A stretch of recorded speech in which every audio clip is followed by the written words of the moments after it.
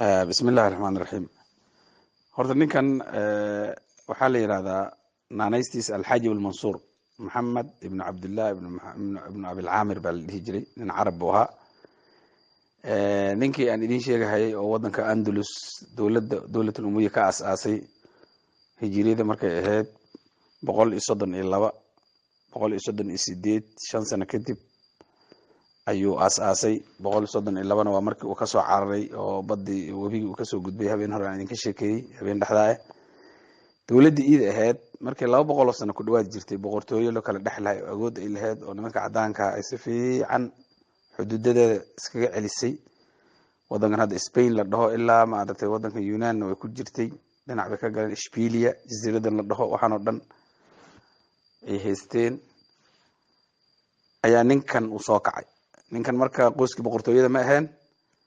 qisooyin cajiib ah la sheegaa, culamo qaarkoodna ay leeyihiin qisadaas waa qiso yacnaha oo dariif ah, qiso la yaab leh macnaha siduu ninkan kusoo aas-aasmay. waayo waxaa la yidhahdaa ninkan nolol aada u liidata ayuu ku jiray marka hore kusoo koray.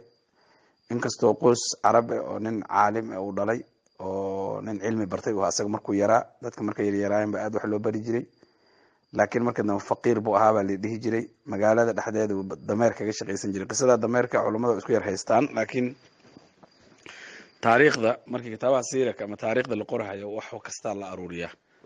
marka waa qiso maaragtay cajiib. ninkan suu ku gaaray heerkaas ayaa lala yaabaa. waayo waxaa la yidhi asaga iyo 2 nin oo saaxiibo yihiin baa magaalada xaafad aada u liidato oo meel maaragtay cooshash ah ayay ku noolaayeen ayagoo dhalinyaro ah. nin walba dameer buu lahaa. dameerkaas dadka sidii tagsida loogu shaqaysto oo kale ugu shaqaysan jiray. dadka mataacda cuntada meel u geeye, qofkan ku qaad, xagga ku geeye, cunto qof ugu qaad, tagsi ahaan ugu shaqaysan jireen. marka habeenaad kamid ah waxaa la yidhi asaga iyaga oo intay soo daaleen iska nasteen casheeyeen baa wuxuu yidhi ninkan maxamed 2 nin oo saaxiibadiis ah wuxuu ku yidhi niman yahow bal aan tamanino wax uun hididiilo kasoo qaado. yidhi aniga inaan noqdo madaxweynihii wadanka, amiirulmu'miniinka inaan noqdo bal kasoo qaada, maxaad iga filanaysaan, iga codsan lahaydeen? way ku qososleen. warnaho adiga ninkaadan sakaraadka meeshaan jiifna soo ma arid, waxaad madaxweyne noqon kulmaad meeshaa gaari. war iska daaya bal horta niman yahow wax uun sheegtu yidhi. mid baa wuxuu yidhi ani haddaad adi madaxweyne noqoto, wuxuu yidhi waxaan rabaa guri weyn oo qasri inaa isiiso, 100,000 oo diinaar oo dahab inaa isiiso, beer inaa isiiso, farda intaa leeg inaa isiiso, maxaa kale bas intaa isii buu yidhi. kii kale wuxuu yidhi cirka oo soo dhaco oo dhulka ku soo dhaca ayaa ka dhow ina aad madaxweyne noqoto. kow taa iska daaya. wuxuu yidhi bal wax sheego adi. wuxuu yidhi waxaan sheeganayaa haddii aad madaxweyne noqoto inaad dameer igu qaado, wejigana aad wax iga mariso madow, wejigaygana gadaal aad u jeediso, magaaladana liigu soo wareejiyo, qof qaylinhayo uu dhaho ninkan ninkii la macaamilo, ninkii la sheekaysto waa la xiri, ninkan waa khaa'in, waa tuug, waa kan, qof dhahayo ha igu wareejiyo. masaastaa rabtaa? haa. ulna waa la sheegaa, mar qaarkood 100 baa la sheegaa, mar 40 baa la sheegaa. yani ha liigu dhufto intaasoo jeedal nagu yidhi baa la dhahaa. riwaayado qaarkoodna way ka reebaan.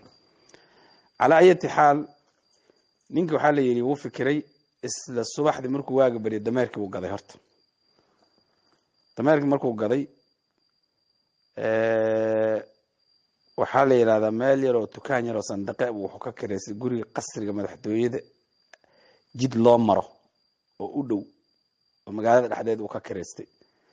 nin yaraantiisa wax la baro, far qurxan oo qoraalka aad u yaqaanan uu ahaa. marka wuxuu bilaabay dadka guriga madaxweynaha u socdo ama arjiyada qoranayo inuu u qoro, arjiyada inuu u qoro, qofka wax rabo inuu wax u qorqoro.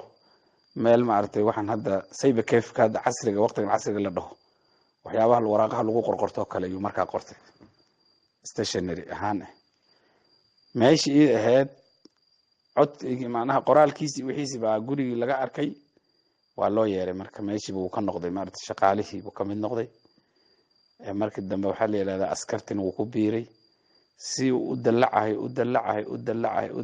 baa waxaa kusoo hagaagtaa la yidhi ninkii markaa dowladii hore ninkii hore aan ka sheegay 200 sano dhulka aasay say isu soo kala dhaxlayeen ninkii u dambeeyay waa yeel buu ahaa wiil yar oo 12 jir ayaa dhaxalka yeeshay boqortooyada iyo hooyadiisa oo ilaalinayso kuwii waa marka ku soo hagaagay kuwii marka wuxuu u noqday sidii ra'iisul wasaare ahaan muddo kadibna uu kala wareegay dowladnimadii ninkii madaxweynuhu noqday amiirul mu'miniin buu noqday leeyahay amiirul mu'miniin markuu noqday inta aan injaazaadkiisii waxyaabihii uu keenay aan la gaarin maalmaha kamid asaga oo muxuu ahaaye ku jiro qasrigii madaxdii iyo culumadii iyo wasiiradii ag fadhiyaan wuxuu yiri niman xaafad noocaas soo raadiye laba nin oo noocaas hal ii keen waa laba nin saaxiibadiis ah askartii baa la diray waa la soo qabtay waa loo keenay markii loo keenay way garteen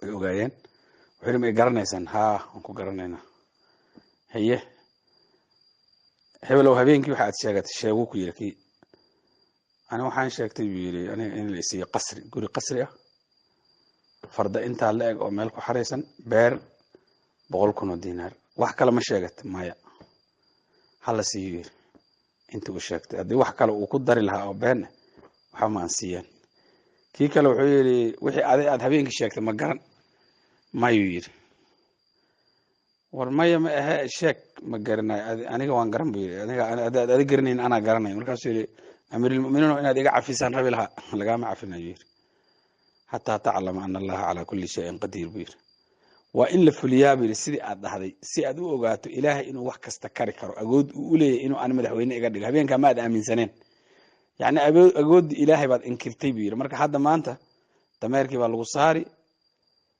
دين عاس الوسي جيريني والفلين صبته إن أدقرته إلهي أقول ديس sidii buu yeelay marka dambana uu wanaajiyaa leeyahay ninkaas marka waxa la yiraahdaa